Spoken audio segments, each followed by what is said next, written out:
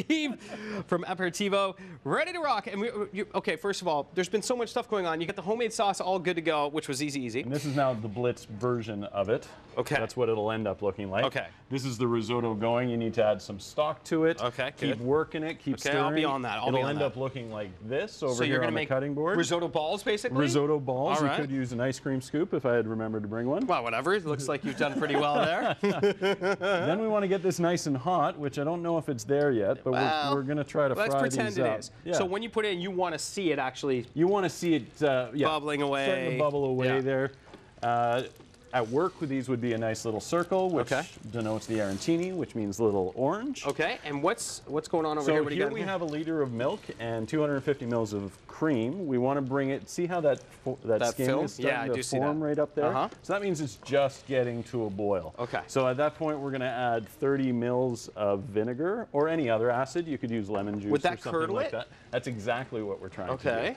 And then, so that's going to take about 4 or 5 minutes to start to curdle. You can see how it's starting. I can see that there. Yeah, and it's going to end up looking like this, which is the finished product of risotto. Oh, okay. Then of ricotta. Ricotta, right. And then you're going to take your risotto ball that you've made. So do you just make ricotta out of having like milk at home? That's easy how you do it? Easy peasy. You've just made ricotta. You're going to strain it in cheesecloths which I don't think we'll have time to get to. No, we sure won't. But yeah, it's that simple.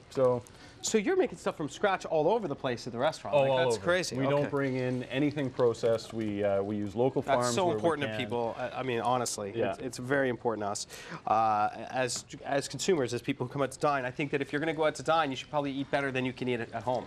I agree. Yeah. I agree. Okay. I eat better at the restaurant than I do at home.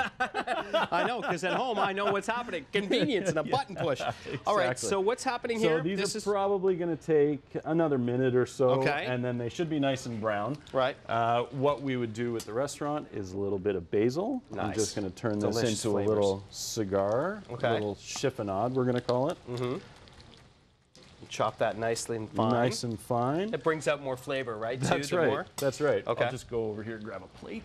These look like spiciness right here. That looks like those a are little bit of spice. red pepper flakes. I did actually throw those into the sauce, the tomato sauce, while nobody was looking. Okay. Gotcha. So I'm just going to take a little tomato sauce here, and we'll just get to the plate so we can see how it's going to look. Well, we have about 2 minutes left here, so we're all right. Good. We're okay. Well, I'll slow down a little bit.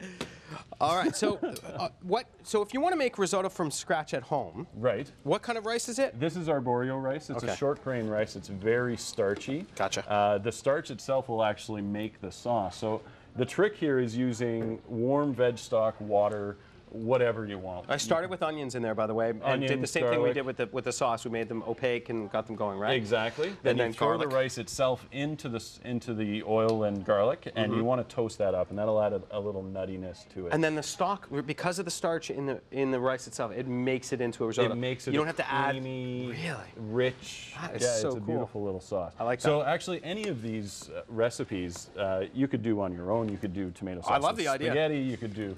You could impress your wife or girlfriend. You could grill up some asparagus. I like with the fact risotto. that I could tell people I made the ricotta cheese. You did. At home.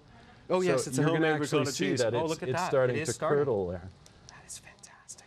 There you go. So it'll separate the curds in the whey. I like that. That's good. So we get that going, and then as we showed, you end up with a great-looking product.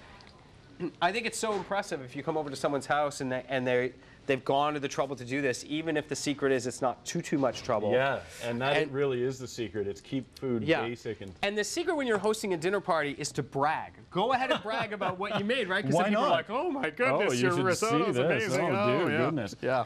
I like that. Okay, so there they are. But if you can get the example there, so that what got you it could toasted. do if you're doing a dinner party is you could fry these up beforehand, leave them on a baking tray.